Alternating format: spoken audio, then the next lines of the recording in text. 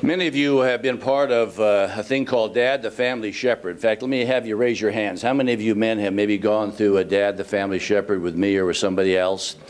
So for those of you who are not aware of it, there was a guy named Dave Simmons who came to Fresno in 1988. He was a big All-American football player from Georgia Tech, had played for the Dallas Cowboys, New Orleans Saints. He had started a ministry called Dad the Family Shepherd back in Little Rock. John Mosley of CBMC heard about him and came to the board, and we said, okay, let's bring him to Fresno. First time he'd ever brought his ministry west of the Mississippi. So in 1988, we had 250 men show up at First Presbyterian Church for a Friday night and a Saturday morning Dad the Family Shepherd thing. And it really impacted our town. We brought him back the next year. He had 500 people at People's Church. Brought him back the third year in a row. You normally would never do something like that. Had 750 guys at the convention center. This was a forerunner of Promise Keepers. And then McCartney came along with Promise Keepers to the big stadiums. But Dad the Family Shepherd was a thing where you really began to get in touch with what did you gain from your father? The good and maybe not so good. What kind of characteristics did you take from your father? The good and not so good. And then you get into small groups.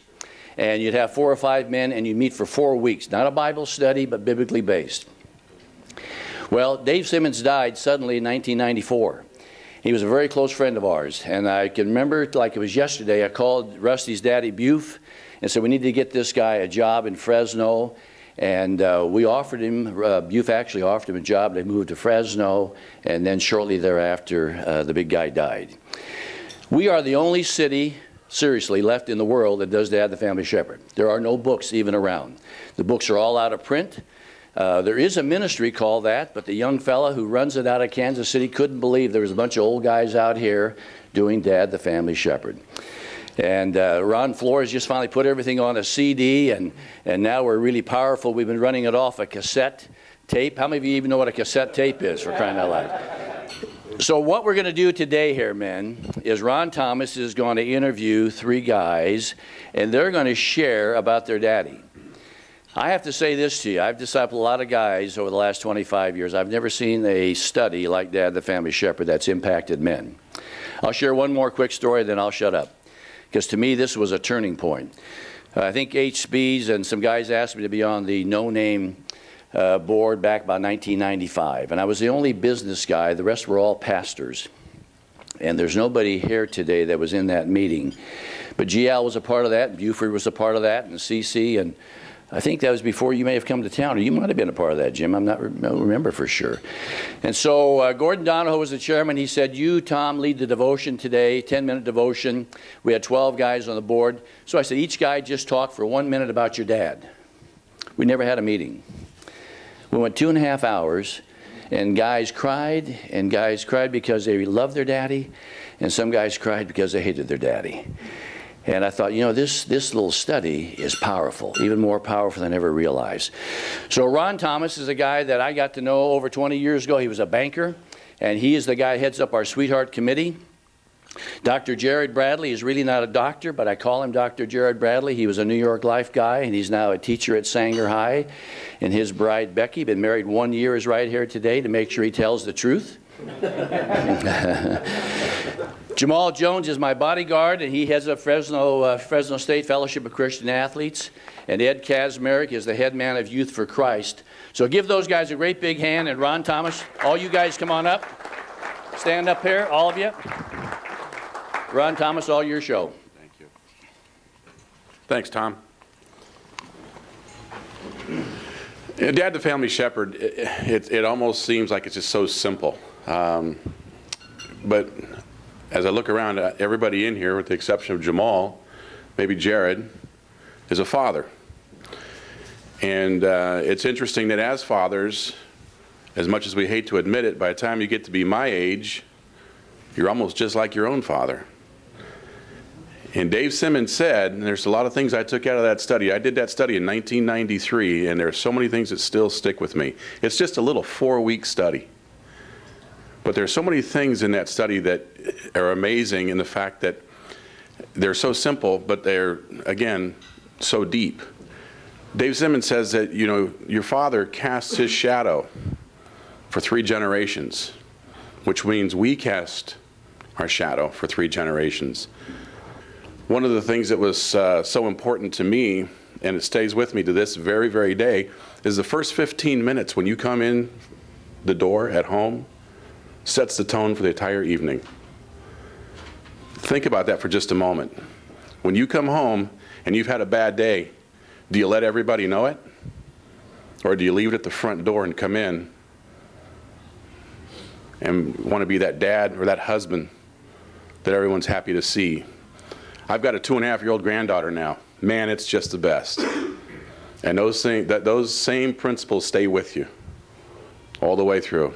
So that's just a little bit about Dad the Family Shepherd and how it's affected me. I want to ask Jamal, we've only got one microphone, so I'm going to pass this off to you. Tell me, or tell everybody here, what impact your father's had on your life. Good morning. This last Sunday was Father's Day, and I woke up, and at about 7:32 a.m., before I could text my dad, he had already texted me and my 2 brothers, and I imagine both my 2 brother-in-laws. And this text gives some good insight to my dad's character and his convictions. He says, "I love you all. Keep standing for Christ and being men of God. What God does for one, he will do for the other. He requires faith and obedience. Happy Father's Day."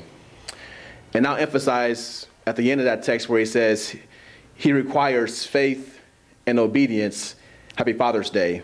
Because my dad is a mature Christian. He has a Harvard pastor. He is a minister. If there's one verse in the Bible, if I had to pick one verse in the Bible to say this verse epitomizes the character of my father, what he stands for, and how he raised me and all 4 of my siblings, and how he leads our family today, including the grandchildren, and how he leads in the community back in East Oakland, where he raised me and my siblings, and where he still lives today with my mom. Joshua 24:15, where it says, "Choose this day whom you will serve, because as for me and my house, we will serve the Lord." For us to know Jesus, or at least be exposed to Jesus, to be exposed to how you live a prayer life, to be exposed to how you give back to the church, was non-negotiable. So my dad kind of errs on the side of authoritarian, very stringent, faithfulness and obedience, service to Jesus, service to the community, which has its pros, also has its disadvantages. In my case, Dad wasn't that kind of encourager for me. My dad is 91, I'm 47, so he had me later in life. It always felt like there was a generation skipped there, almost like I could have been raised by my grandpa. And so a lot of times I'd come home from baseball practice or whatever and want to throw the ball around, but Dad was pretty tired, and Dad was pretty busy as well. My dad is not a communicator. He's kind of the gruff, kind of maybe even awkward social kind of guy.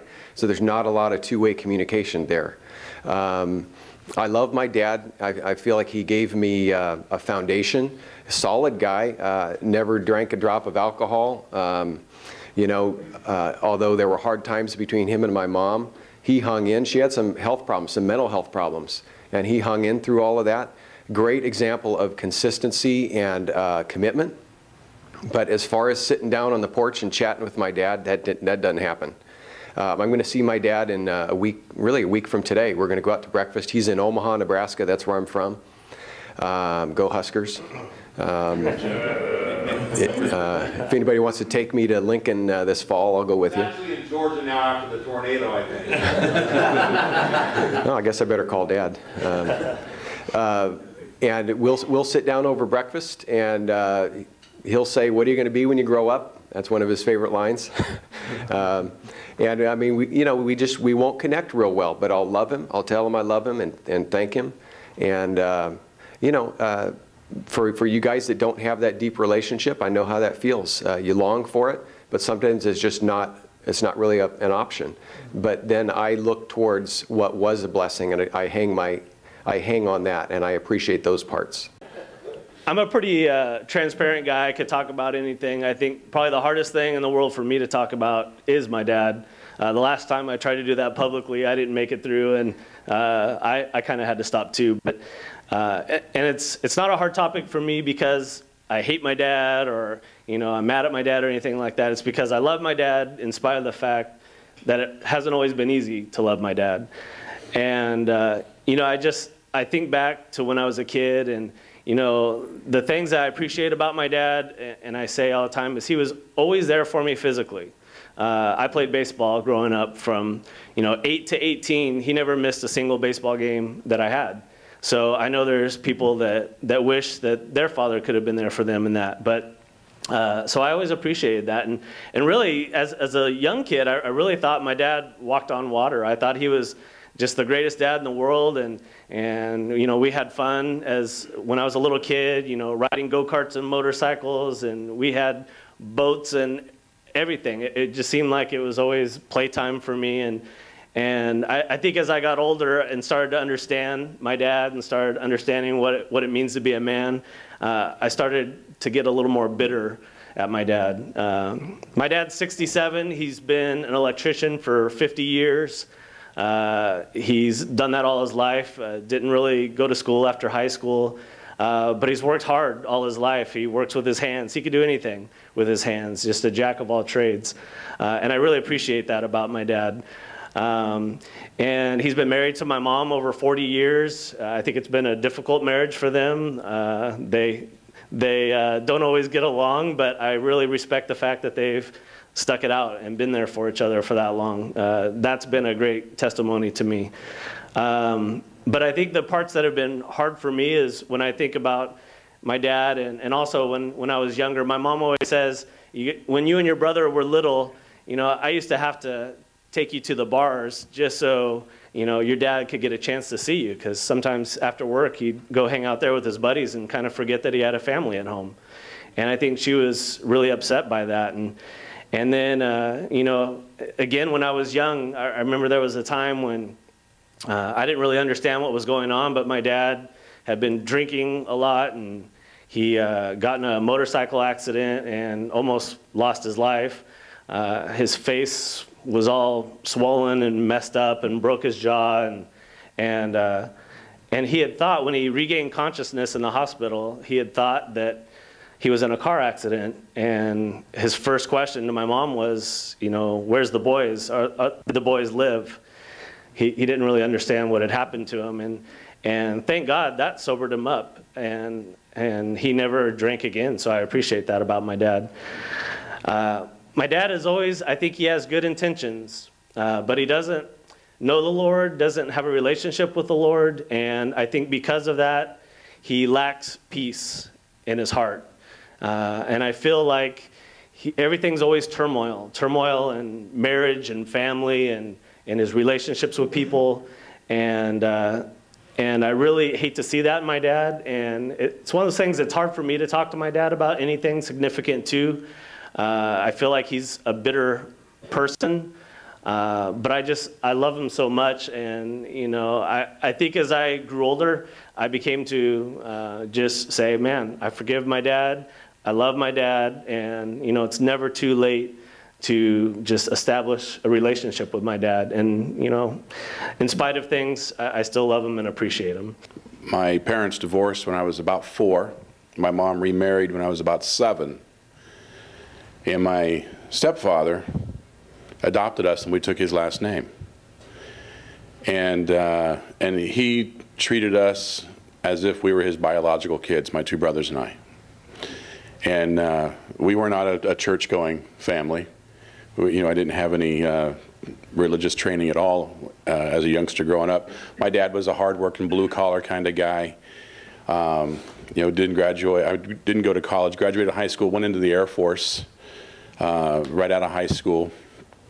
But he had good values. He taught us, a hard day's work, and you put in a hard day's work to earn your wage. You carried your own weight. You were responsible for what you did. You were responsible for both the good and the bad. So my dad had good values, but we didn't have any religious training. And you know, my parents divorced when I was about 15, and I honestly think that that had a lot to do with it, that there was no God in our house. There was no, God was not the center of the marriage. Even though my parents divorced, and you know, my stepfather, he did not abandon us because we weren't his biological kids. He stayed close to us, and you know, always was there for us. You know, as I got a little older and turned 18 and started doing the things that I shouldn't have been doing, you know, my dad would, you know, try to see us, and I'd be like, hey, Pop, you know, I'm going to Fresno State now. Yeah, I'll catch you next week. But my dad always reached out. He tried to keep that bond going, and I was more or less the one that, like, you know, I was the one getting too busy. Then I got married, and my dad was there for us. He stood up for me at my wedding. But when in 1991, my grandfather passed away at a pretty young age, in his mid-60s. And I think that scared my dad, and it really brought us close together. And when my granddaughter was born, now he's a great-grandfather, and he hates to admit that, but he is. And he enjoys her just as much as I do. But my dad's been real close to us, and he raised us, but he is my father. Even though he's not my biological father, he is my father.